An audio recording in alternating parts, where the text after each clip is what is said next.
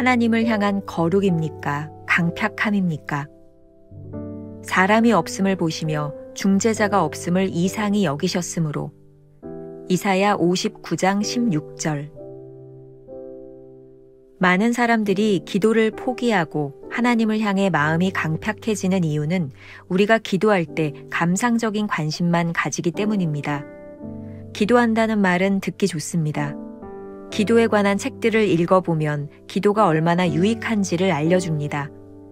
기도할 때 우리 마음이 평강을 누리며 우리 영혼이 높은 곳으로 들려진다고 합니다. 그러나 이사야는 하나님께서 그러한 잘못된 기도의 개념에 놀라시는 것처럼 암시합니다. 경배하는 사람과 중보기도는 병행되어야 합니다. 둘 중 하나가 없으면 불가능합니다. 중보기도는 우리 자신을 붙들어 기도의 대상을 향한 그리스도의 마음을 취하는 것입니다. 우리는 너무나 자주 기도 가운데 하나님을 경배하는 마음을 갖기보다 기도 응답이 어떻게 되어야 하는지의 논리를 펴나갑니다. 당신은 기도를 통해 하나님을 경배합니까? 하나님과 논쟁합니까? 저는 주께서 이 일을 어떻게 하실지 모르겠습니다. 이렇게 말하는 것은 하나님을 경배하고 있지 않다는 분명한 증거입니다. 하나님을 뵙지 못하면 우리의 마음은 강팍해지고 고집이 세워집니다. 자신의 간청들을 하나님의 보좌 앞에 던져두고 우리가 원하는 것을 그분이 하셔야 한다고 명령을 내립니다. 이러한 기도 자세는 하나님을 예배하는 것이 아니고 그리스도의 마음을 가지려고 구하는 것도 아닙니다. 우리가 하나님을 향해 강팍해지면 다른 사람을 향해서도 강팍하게 될 것입니다. 기도하는 대상을 향해 그리스도께서 어떤 마음을 가지셨는지 그 마음을 갖고 싶어 주님께 예배하는 마음으로 매달립니까? 하나님과 거룩한 관계 가운데 살아갑니까?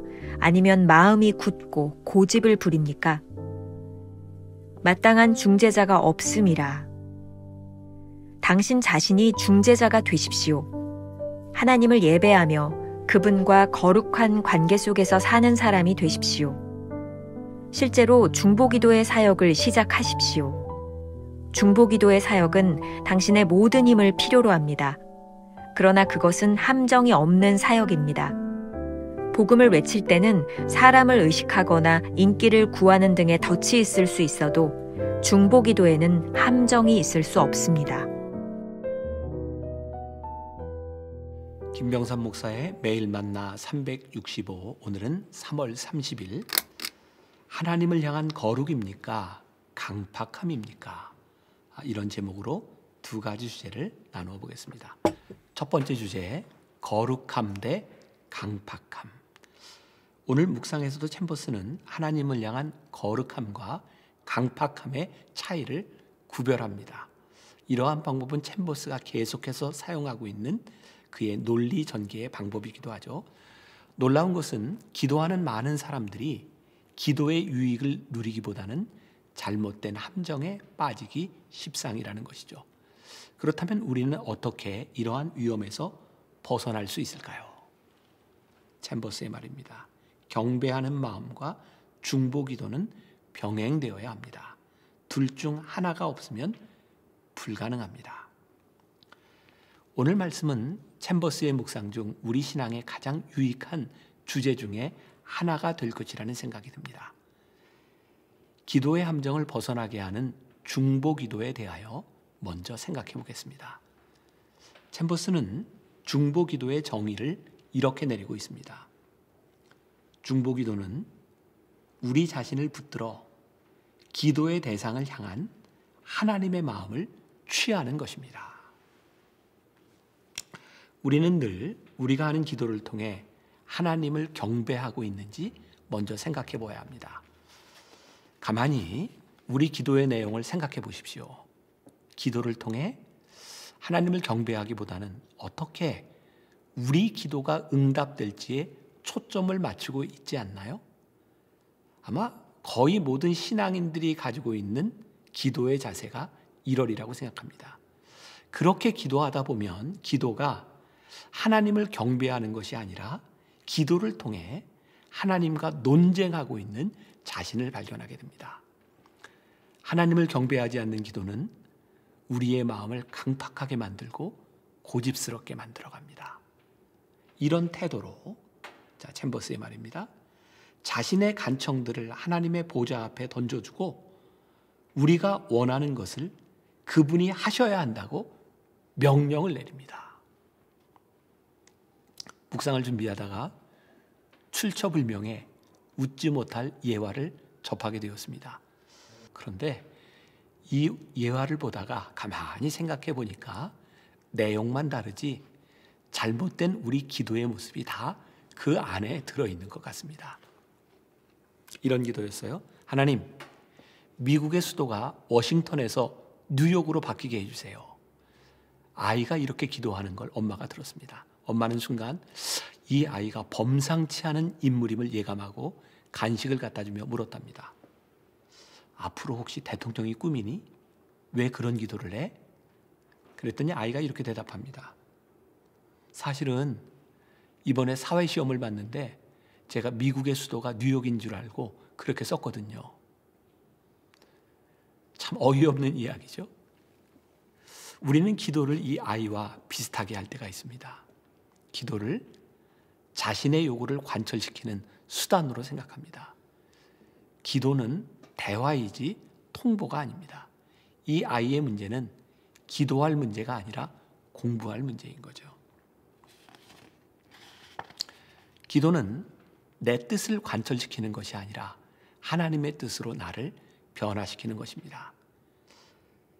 굉장히 불경스러운 언어처럼 들릴지 모르겠습니다. 기도하면서 우리가 하나님께 명령한다는 것 말입니다. 그런데 대부분의 우리의 기도가 그런 위험성을 내포하고 있습니다.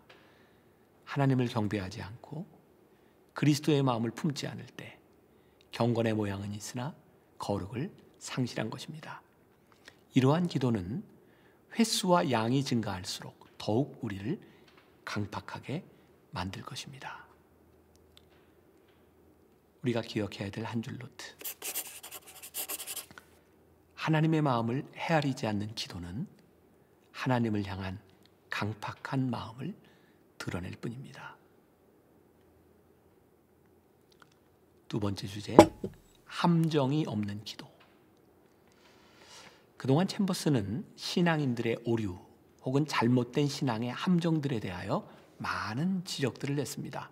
기억나는 건 몇 가지. 예를 들어서 복음을 전파하는 것이 좋은 일이기는 하지만 사람들을 의식하거나 인기를 구할 수 있는 함정이 있다. 하나님과 조용한 시간을 가지며 영감받는 것이 소중한 시간이기는 하나 자신의 거룩함을 추구하는 이기적인 성향에 빠질 수도 있다. 이런 것들이죠. 기억이 나시나요? 좋은 비교가 될 것 같습니다. 우리가 잘 알고 있는 요나 선지자.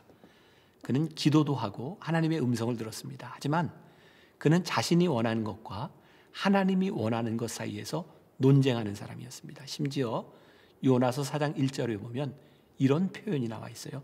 요나가 매우 싫어하고 성내며 뭐에 대해서? 하나님의 마음과 하나님이 하시는 말씀에 대해서. 니느웨를 향한 하나님의 안타까운 마음을 전하기를 거부하며 다시스로 도망갔던 요나를 하나님이 잡아오셨어요. 여전히 요나는 싫어하고 성내며 하나님과 논쟁을 합니다.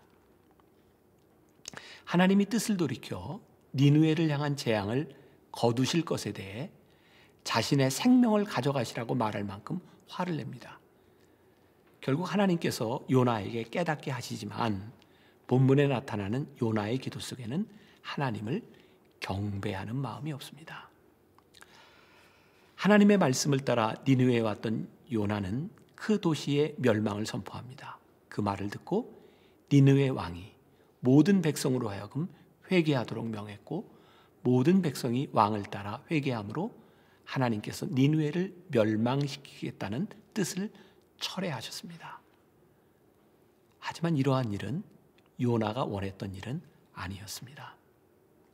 반면에 여러 번 나오는 성경 본문이죠. 창세기 18장에 소돔과 고모라를 위한 아브라함의 중보기도가 나와 있습니다. 자, 32절을 한번 같이 볼까요? 아브라함이 또 이르되 주는 노하지 마옵소서. 내가 2번만 더 아뢰리이다. 거기서 신명을 찾으시면 어찌하려 하시나이까. 이르시되 내가 신명으로 말미암아 멸하지 아니하리라. 이 말씀 앞부분에 계속되는 하나님과의 흥정의 이야기를 우리가 잘 알고 있습니다. 그런데 하나님께서 아브라함과 계속해서 대화하시고 그의 흥정에 응하셨습니다. 이유가 무엇일까요? 지금 아브라함이 기도하는 내용 속에는 하나님의 마음이 담겨져 있기 때문입니다.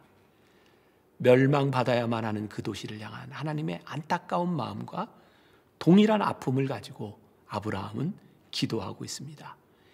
이 마음을 아는 기도가 하나님을 경배하는 기도라는 생각이 들지 않으십니까? 아브라함의 흥정 속에는 자신의 욕심이라고는 들어있지 않기 때문입니다. 오늘 묵상에서 챔버스는 전혀 함정이 없는 사역으로서의 중보기도를 이야기합니다. 중보기도는 무엇일까요? 오늘 본문 이사야 59장 16절에서 하나님께서 안타까워하시는 것이 있습니다. 사람이 없음을 보시며 중재자 없음을 이상히 여기셨으므로. 중보기도자가 되는 것은 하나님을 예배하며 그분과 거룩한 관계 속에서 사는 사람이 되는 것입니다. 중보기도는 기도하는 대상을 향해 그리스도께서 어떤 마음을 가지셨는지 그 마음을 갖고 싶어 주님께 예배하는 마음으로 하는 기도입니다. 하나님의 마음을 아는 기도를 할 때 우리는 고집스러워질 수 없으며 하나님을 예배하는 마음으로 기도하게 됩니다. 그러므로 중보기도는 절대로 잘못될 위험이 없는, 우리를 걸려 넘어지게 하는 덫이 없는 기도입니다. 우리가 기억해야 될 한 줄 노트. 하나님의 마음을 취하며 하는 중보기도는 진정으로 하나님을 예배하는 자들의 기도입니다. 오늘 하루 이런 질문을 가슴에 품고 살아봅시다. 오늘 우리는 하나님의 마음을 가지고 누구를 위해 중보하며 기도할까요? 기도하겠습니다. 오늘도 챔버스를 통해서 하나님께서 우리의 속마음을 보게 하십니다. 우리는 열심히 기도한다고 했지만 하나님의 마음을 헤아리기보다는 하나님과 논쟁하려는 우리의 모습, 요나의 모습이 우리 안에 있는 것은 아닌지, 주님, 오늘 하루 기도하는 우리의 마음 속에 하나님의 마음을 헤아릴 수 있는 귀한 마음을 허락하여 주옵소서. 우리의 기도가 논쟁이 아니라 하나님을 경배하게 하여 주옵소서. 하나님의 마음을 아는 기도가 이 세상을 복되게, 우리 주변에 있는 사람들을 복되게 인도하는 기도의 용사들이 되게 하여 주옵소서. 예수님의 이름으로 기도했습니다. 아멘.